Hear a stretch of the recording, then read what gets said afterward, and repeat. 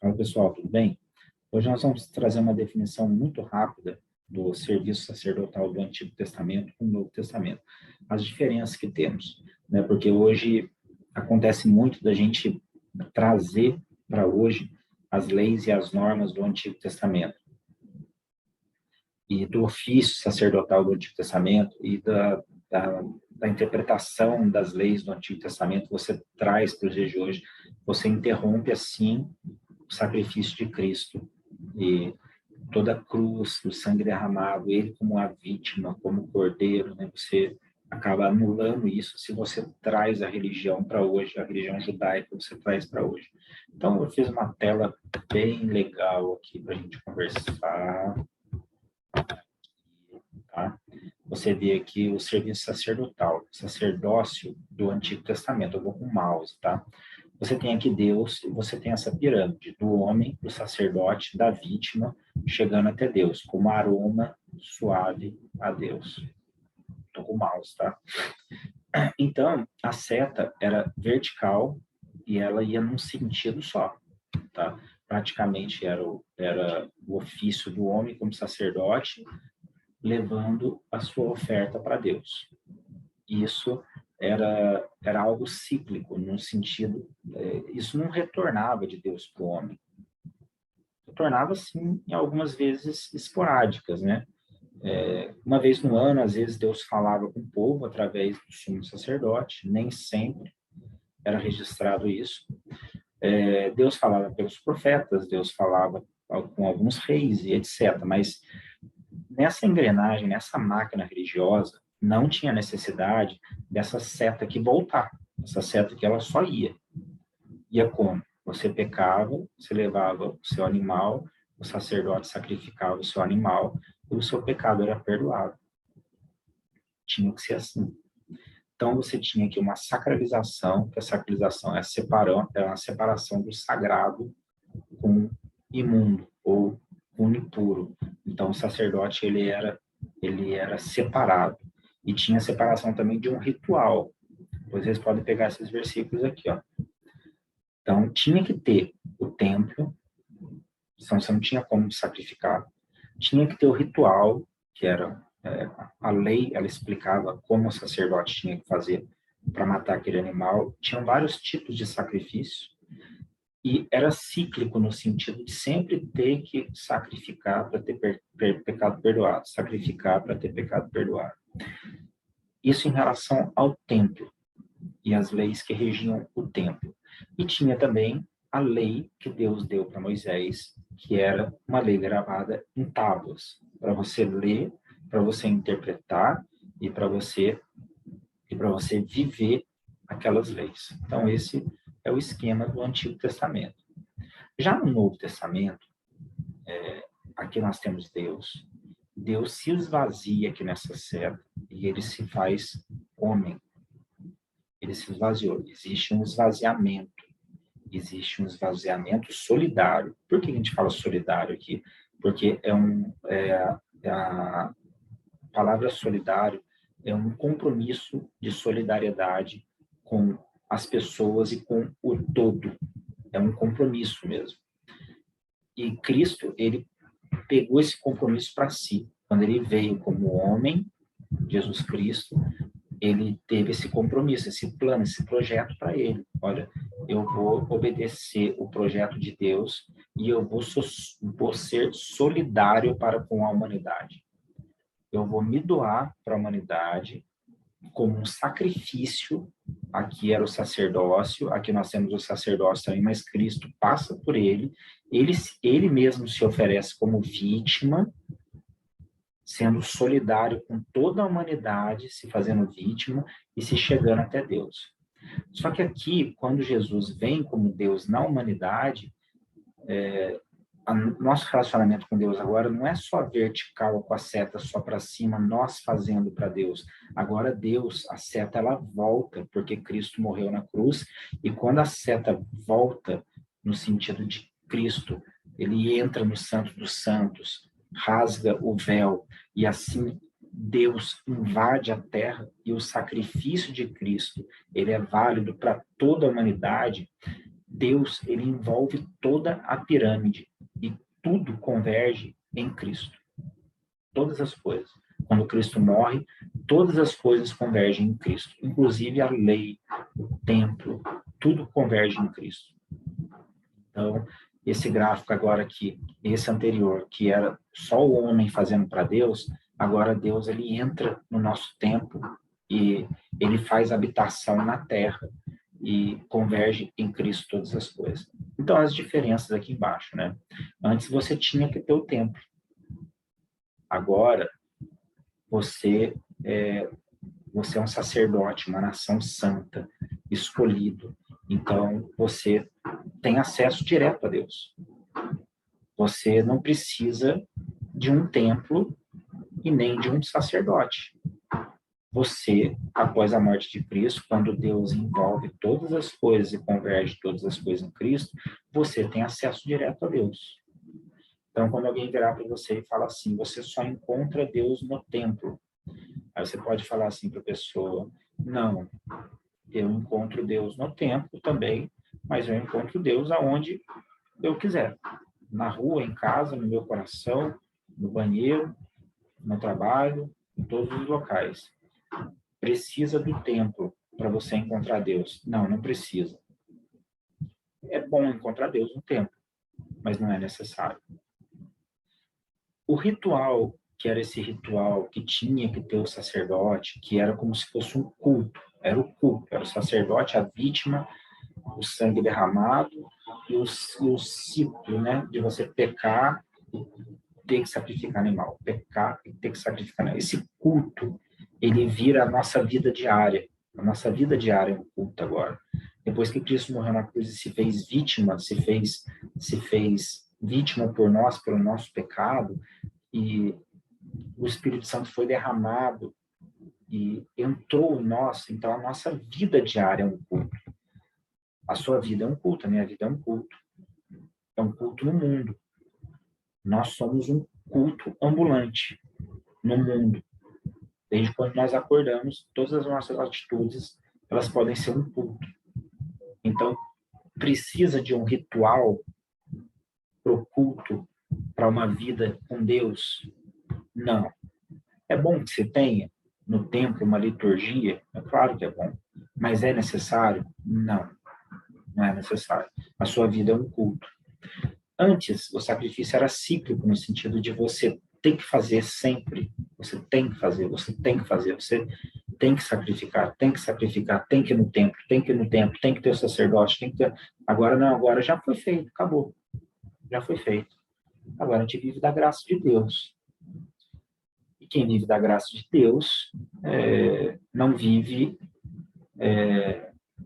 porque vive da graça, acha que pode pecar. Nós não pensamos assim, porque como nós vivemos na graça, o que nós menos queremos fazer é pecar.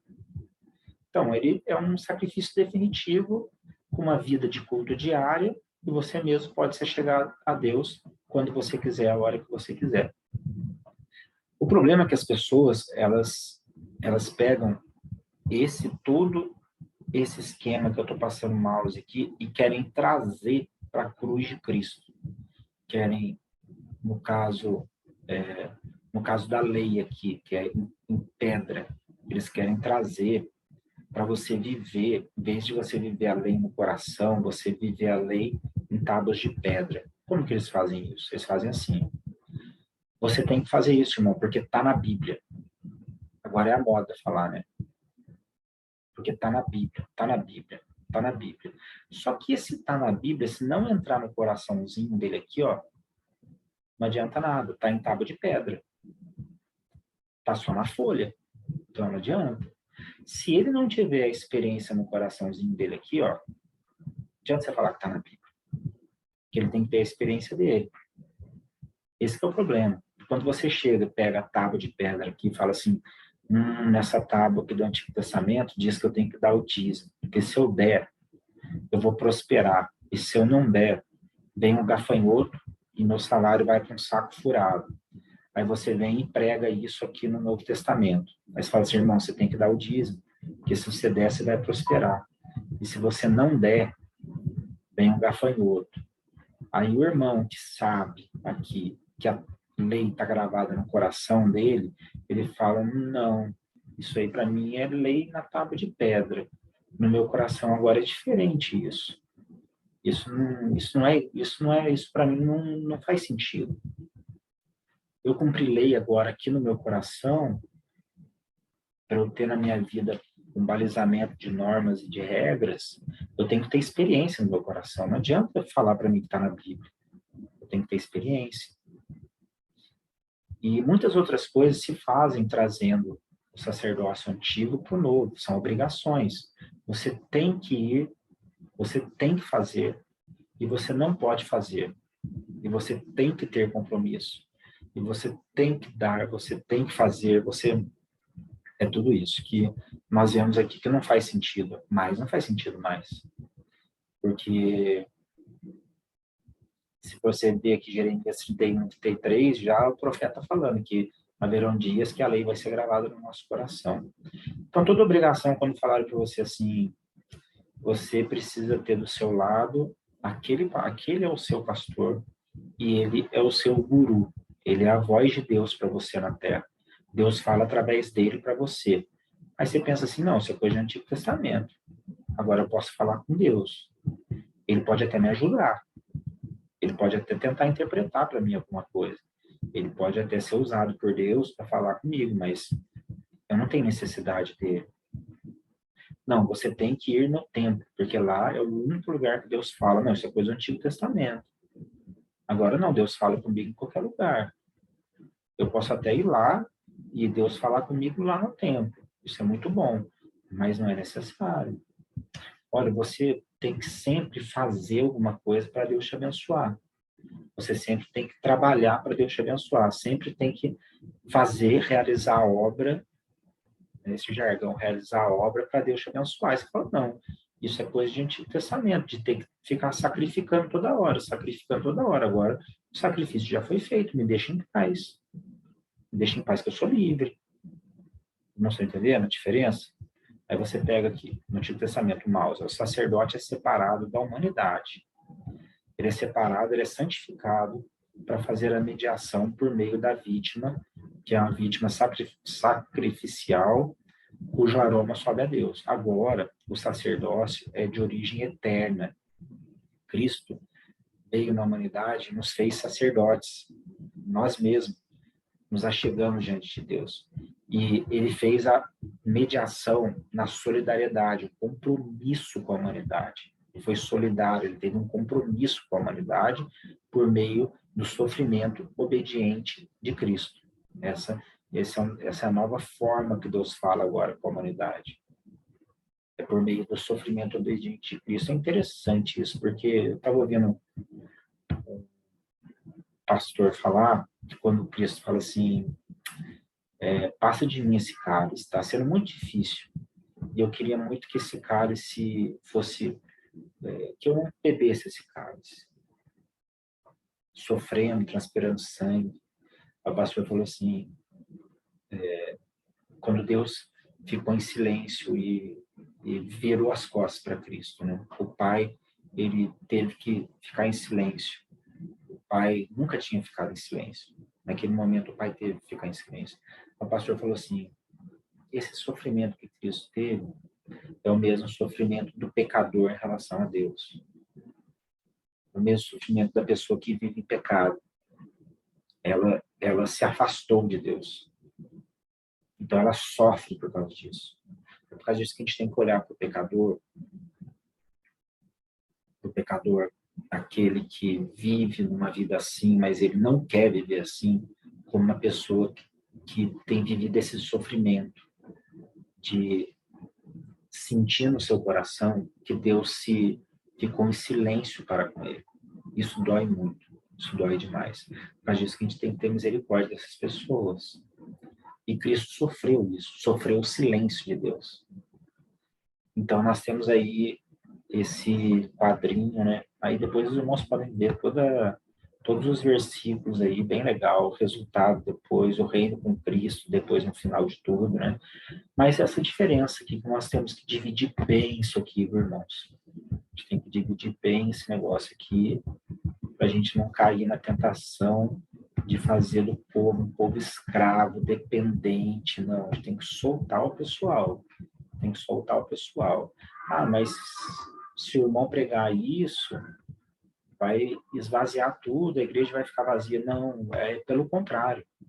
Se você falar que o templo não é uma obrigação, ele é você, as pessoas vão no templo por amor. Elas vão porque elas querem. Elas não vão porque você falou para elas assim, não, é só lá que você encontra Deus.